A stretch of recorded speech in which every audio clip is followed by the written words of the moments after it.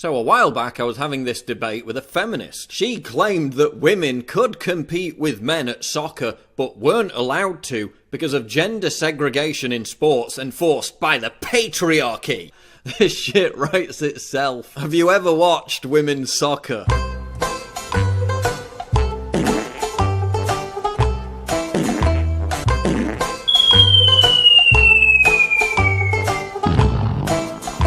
Yeah, not noted for its high quality. Look what happened when the professional, international Australian women's soccer team played a team of 15-year-old boys. The 15-year-old boys team won 7-0. They called this a shock result. It wasn't a shock result. Even at 15, the boys were physically superior to a highly trained team of adult female professionals. Yet feminist blogs like this one claim that cultural biases are to blame for men outperforming women and that sex segregation in sports needs to be abolished. For me, it's patronising that women are treated differently, as if the only way a man can be competed against is by making things easier for women. Men being better at sports has nothing whatsoever to do with culture, society, or the patriarchy. Men are physiologically stronger than women, which is why they are significantly better at the vast majority of sports. It's basic frigging science.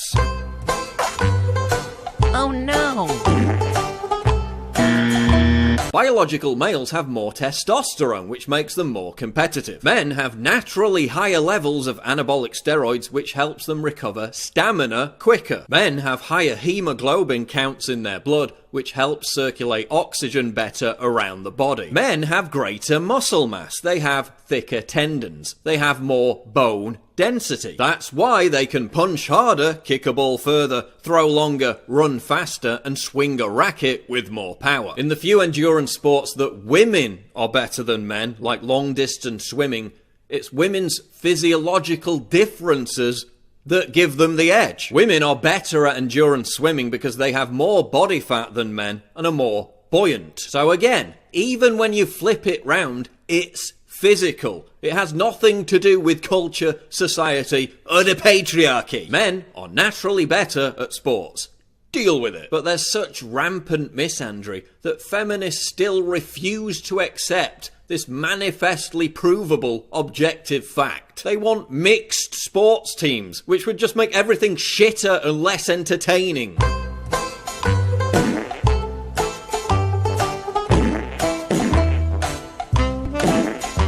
It would actually create far less opportunities for women, because the vast majority of female sportswomen wouldn't be able to compete alongside men. I love the WNBA. Liar. I learned a little bit from them as well. Liar. They make the game extremely exciting to watch. Liar. Look, there's a reason why people watch far less women's sports.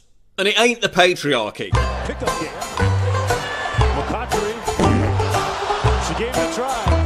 D-4 execution. What happens when male to female transgenders compete against women? They all completely crush the opposition. Transgender weightlifter Laura Hubbard, born a man, just broke a world record, beating her nearest female competitor by 19 kilograms. Runner Caster Semenya, a hermaphrodite with 3 times the normal testosterone than other women. She completely dominates them. Transgender MMA fighter Fallon Fox, born a man. After Fox defeated Tamika Brents, breaking her eye socket, Brents, herself a strong fighter, said, quote, "I've never felt so overpowered ever in my life." That's because no matter what gender pronoun you call yourself, biology is king.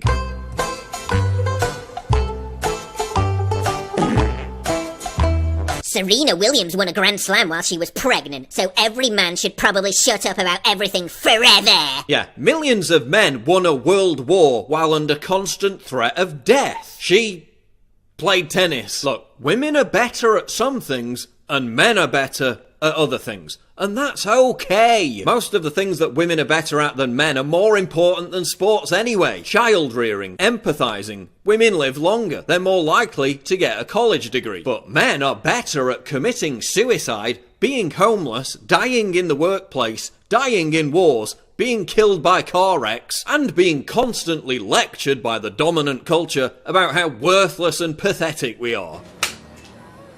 wrong. Yeah, we've got it so great. Gee, thanks, patriarchy. This anti-science, social justice agenda to force contrived equality down everyone's throats, even at the expense of empirical reality, is ludicrous. They have to hide the fact that men and women excel at different things to maintain the illusion that there aren't fundamental biological differences between the sexes. There are. They even cut a segment from a Netflix version of Bill Nye's 1996 show which explained how chromosomes determine one's gender. See, inside each of our cells are these things called chromosomes, and they control whether we become a boy or a girl. Now, gender is anything you want it to be, on a whim, on a day-to-day basis. Take sex. We used to think it was pretty straightforward. X and a Y chromosome for males, 2 X's for females. But we see more combinations than that in real life. And he still calls himself the science guy.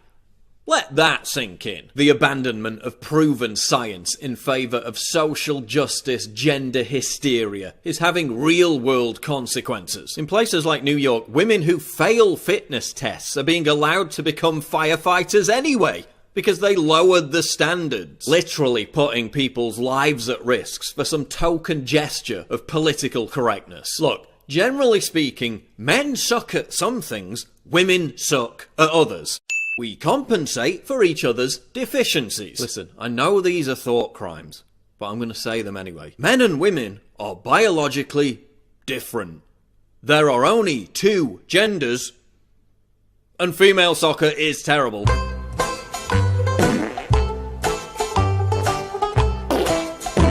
Those 3 things are all objectively true, and no matter how much you virtue signal about it, no amount of enforced, contrived gender equality can ever change the basic nature of reality.